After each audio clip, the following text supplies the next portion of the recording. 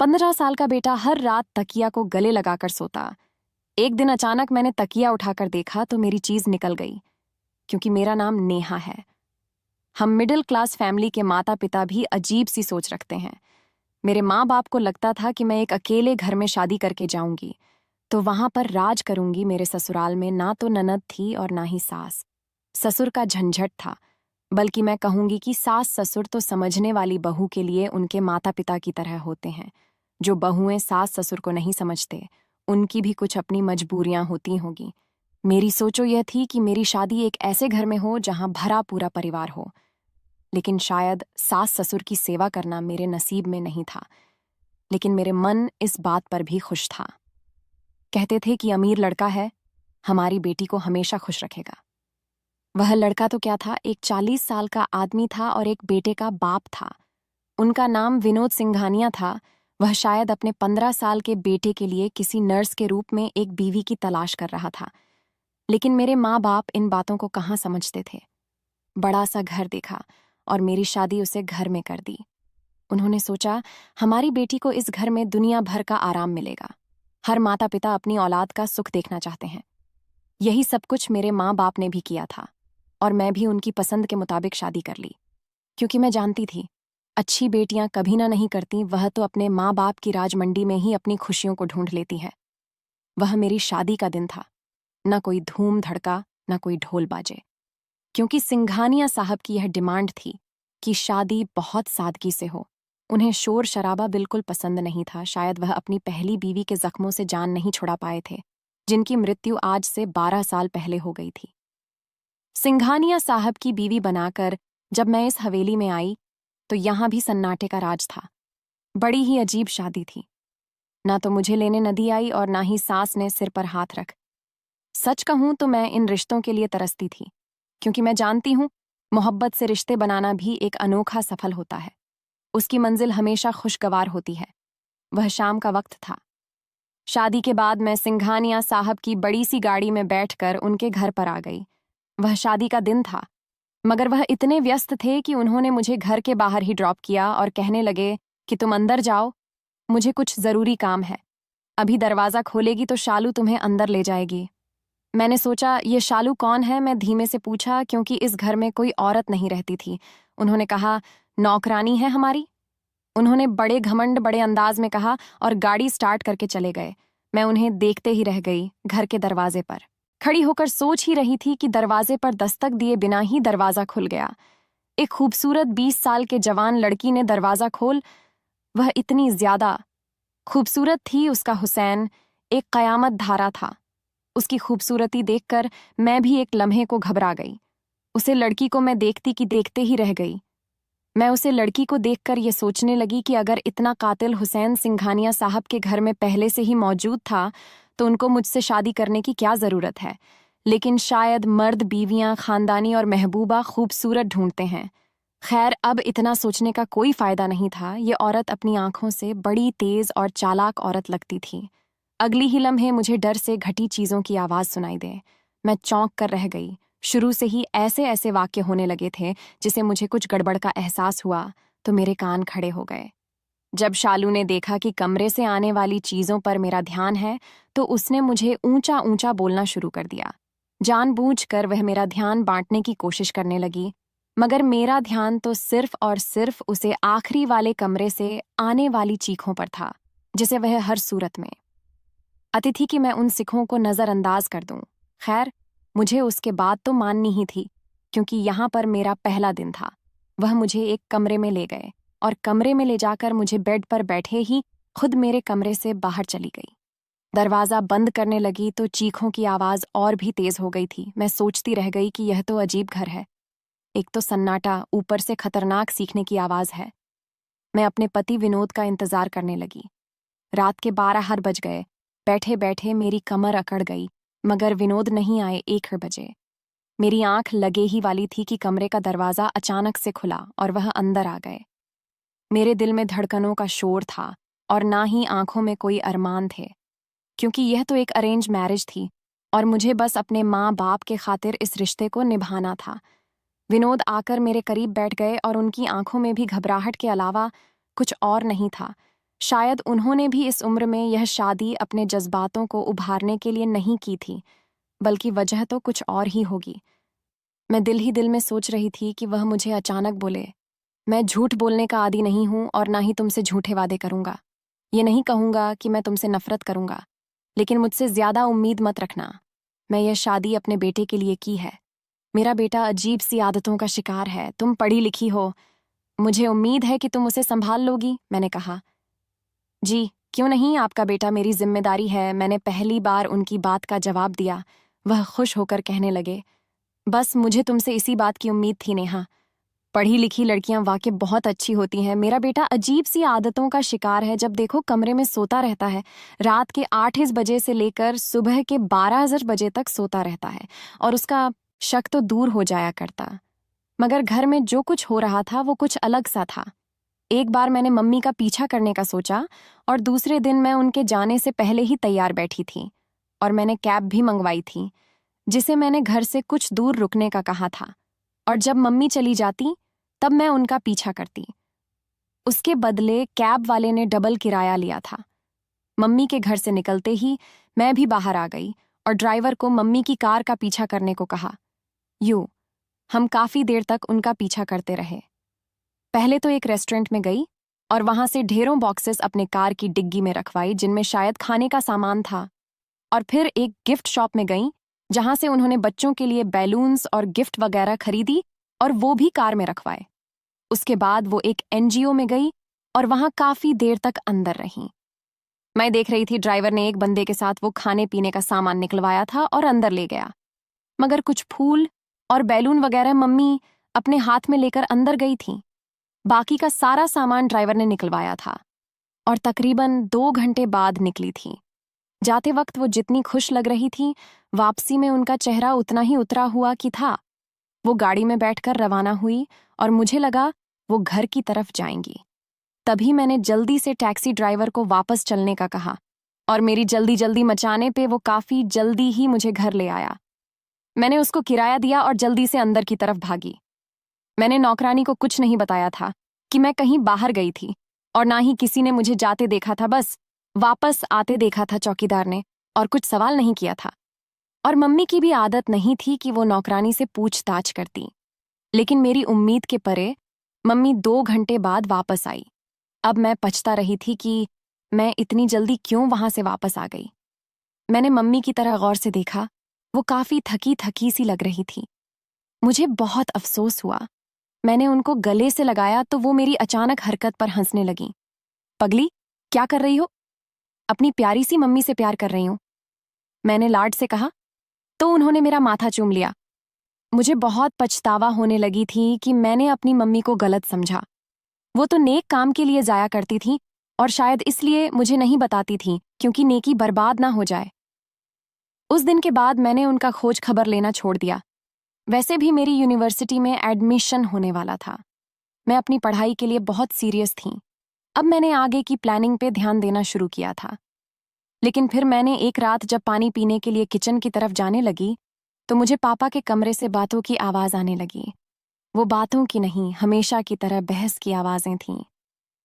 मुझे जानने की इच्छा हुई तो मैंने दरवाजे से कान लगाकर सुनना शुरू किया। मुझे मालूम था हरकतों के पीछे कहीं ना कहीं शालू का हाथ जरूर है, मगर वह तेज औरत पकड़ी नहीं जाती थी। मुझे इस बात का राज जानना था। मैंने धीरे धीरे ही देश के कमरे में आना जाना शुरू कर दिया, मगर मैं हमेशा यह बात चेक करती थी कि मेरे जाते ही वह दौड़कर बेड के पीछे तक किए में छुप जाता था, जैसे बेड के खजाना दवा हो। यह बात मैंने एक बार नहीं कई बार जाने के बाद ही नोटिस की थी और यकीनन हितेश के पास जरूर कोई ऐसा राज था जिसे वह मुझे बताना नहीं चाहता था। खैर, अब मैं शालू और हितेश पर नजर रखने लगी। मैं चाहती थी कि मैं इस मामले की तहत पहुंच जाऊं और सच साबित करके रहूं, ताकि मैं सिंघानिया साहब के सामने शर्मिंदा न हो सकूं। गुजरते हुए मुझे अंदाजा होता जा रहा था कि शालू का रवैया मेरे साथ सख्त होता जा रहा था। अब मैं कोशिश करती कि मैं हितेश के सामने रहूं और वह मेरे सामने रहे, क्योंकि उसके स्कूल की सर्दियों की छुट्टियां चल रही थीं। स्कूल आना जाना भी नहीं होता था। मैंने नोट किया, हितेश मेरे आने से मिला मिला रहता है। उसकी जाना पड़ा था। काफी दिनों के बाद मैं अपने मायके गई थी। वहां से 2-3 दिन के बाद जब मैं घर वापस आए, वहां से वापसी पर मैंने देखा कि हितेश का चेहरा पहले से काफी उतरा हुआ था। वह बहुत परेशान लग रहा था। मैंने उससे काफी बार पूछा कि क्या बात है, मगर उसने मुझे इस बात का कोई जवाब नहीं दिया। मैं थकी हुई थी, इस वजह से आराम करने के लिए अपने कमरे में जाकर लेट गई। थोड़ी देर बाद उठी तो बाहर किसी की हलचल नहीं थी। अजीब सा सन्नाटा था। मुझे किसी गड़बड़ी का एहसास हुआ। मैं फौरन हितेश के कमरे की तरफ गई।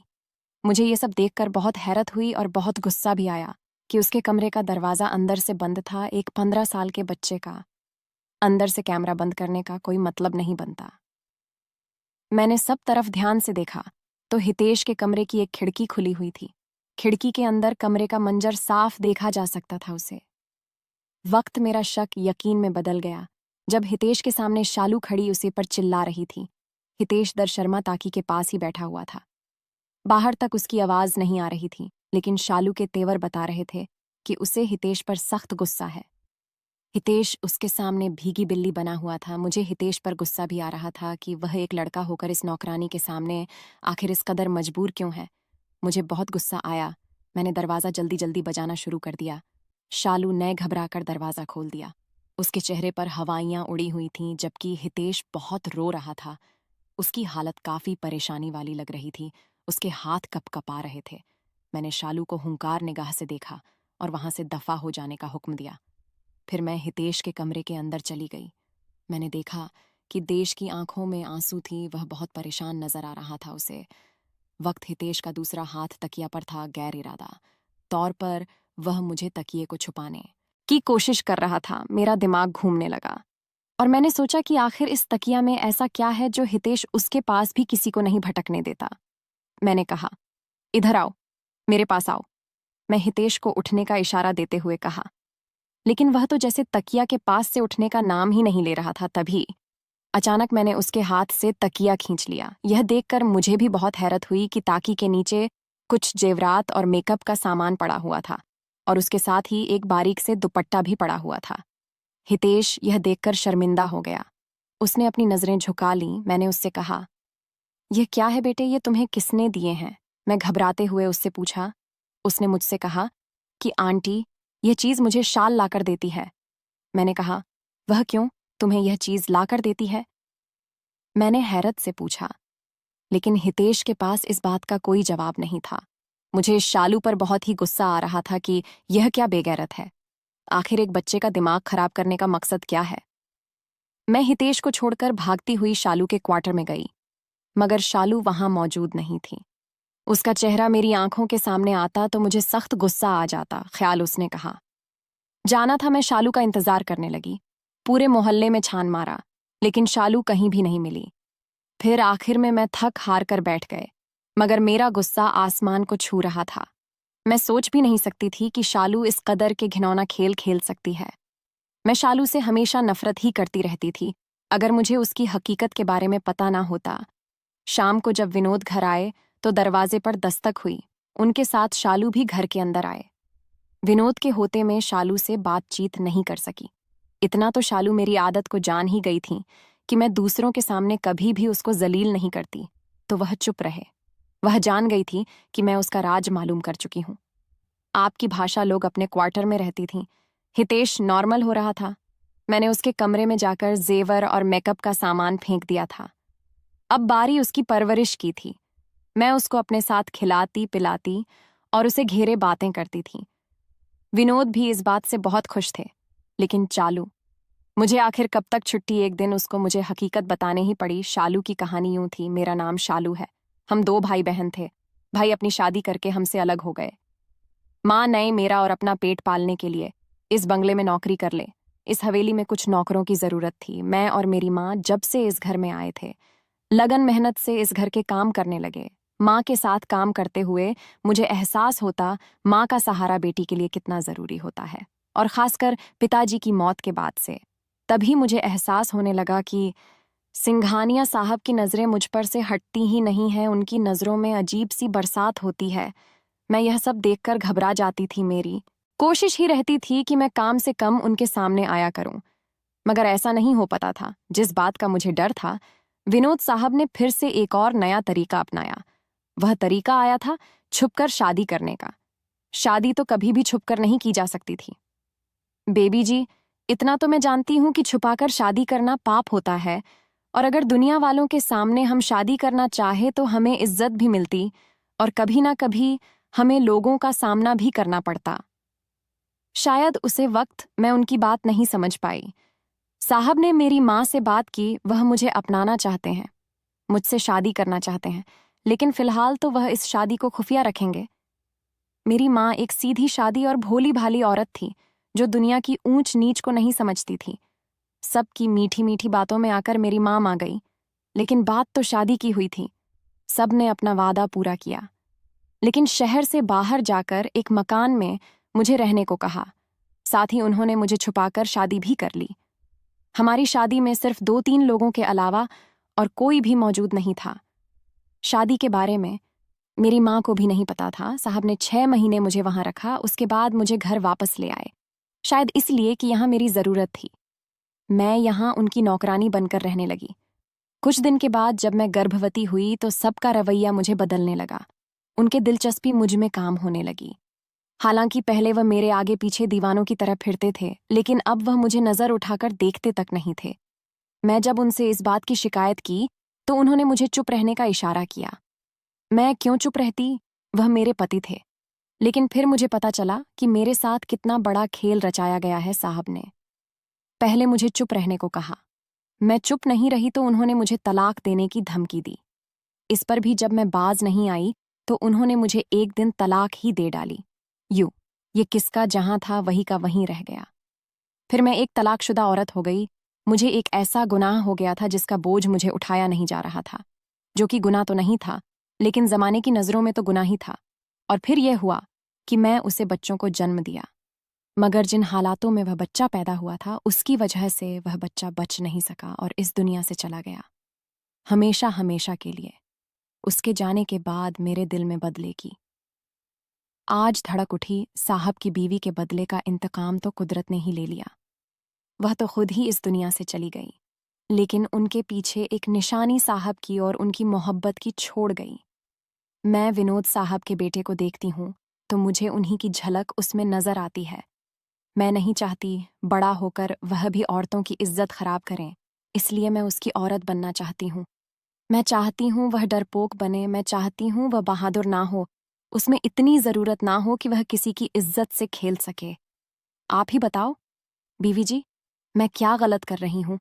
उसको चूड़ियां और जेवर लाकर देता हूं ताकि वह उन्हें पहने और एक औरत की तरह अपना रवैया बदल ले। ये बात तो मैंने आपको साफ तरीके से बता दी, लेकिन जिस हिसाब से मुझे शालू ने यह बात कही, मुझे तो वह पूरे तरीके से डिप्रेशन शिकार लगी। वह जहनी मैरिज बन चुकी थी, और जाहिर है होती भी क्यों नहीं। उसकी जिंदगी में इतने सब में जो आए थे, मैंने इस बात का जिक्र विनोद से किए बिना ही उसका इलाज शुरू कर दिया, क्योंकि मैं शालू के पागलपन और उसके दिमाग की बीमारी के बारे में अच्छे से समझ चुकी थी।